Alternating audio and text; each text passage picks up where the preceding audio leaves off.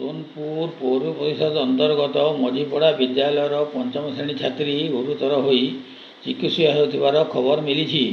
सरकार द्वारा बंटन करा आयरन बटिका खाई गुरुतर होइतिले। विद्यालय शिक्षयित्री मानू पचारि बुझीबारु 2:30 रे औषध देइथिबा बेले 3टारू देह खराब जानिबाकू पाइथिले। मात्र विद्यालय ठू 500 मीटर दूरतार सहरांचल आरोग्य मंदिर को न नहीं विद्यालयर शिक्षक शिक्षयित्री घर को पठाई देथिले। एही औषध खाइबा परे पिलाटी अत्यंत गुरुतर हो जाइथिला।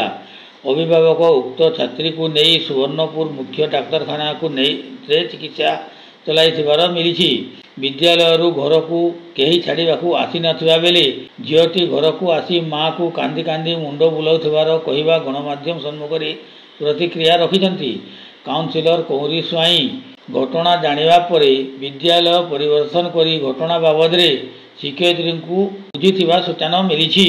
गणमाध्यम प्रतिनिधि जिला शिक्षा अधिकारी मीना राणी मंडल को भेटिबाकू चेष्टा करथिले, मात्र कार्यालय आथिबा बेले से अनुपस्थित थिले। बिनिका ब्लॉक बीईओ सोनपुर दायित्व रे थिबा और सोनपुर ब्लॉक पाई बीईओ नथिबा मध्य गणमाध्यम रे जानिबाकू पाइथिले।